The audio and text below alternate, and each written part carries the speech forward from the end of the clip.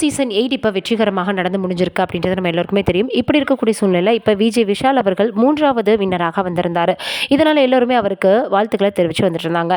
இந்த நிலையில் இப்போ அவர் வந்து பார்த்தீங்கன்னா அவங்களுடைய நெருங்கிய நண்பர்களுக்கு ஷூ வாங்கி கொடுக்குறது, அதே போல் அன்ஷித் அவர்களுக்கு செயின் வாங்கி கொடுக்குறதுன்னு இருந்திருக்காராம்.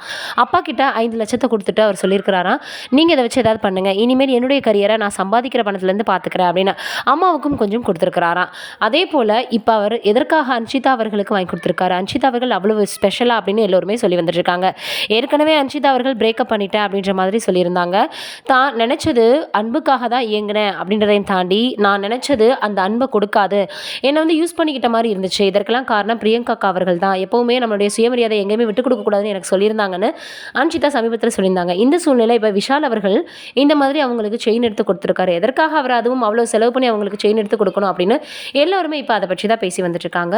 அதோடு மட்டும் இல்லாமல் தொடர்ந்து அவர் நிறைய வந்து பார்த்தீங்கன்னா மென்மேலும் வந்து வளரணும் அப்படின்னு எல்லோருமே வாழ்த்துக்களையும் தெரிவித்து வந்துட்டுருக்காங்க.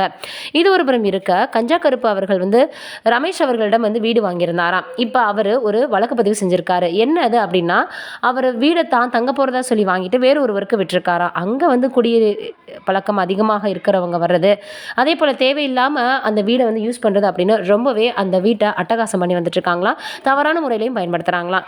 இதனால் இப்போ வழக்கு பதிவு செஞ்சுருக்காங்க. கஞ்சா கருப்பு அவர்கள் மீது என்ன நடவடிக்கை எடுக்க போகிறாங்க அப்படின்றது தெரியல.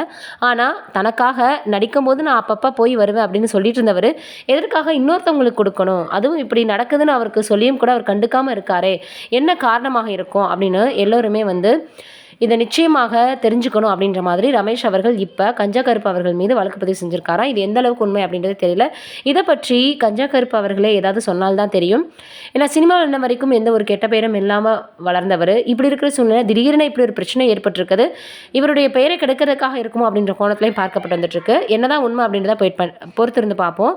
நீங்கள் என்ன நினைக்கிறீங்க அப்படின்றத மறக்காமல் கமெண்ட்டில் சொல்லுங்கள்.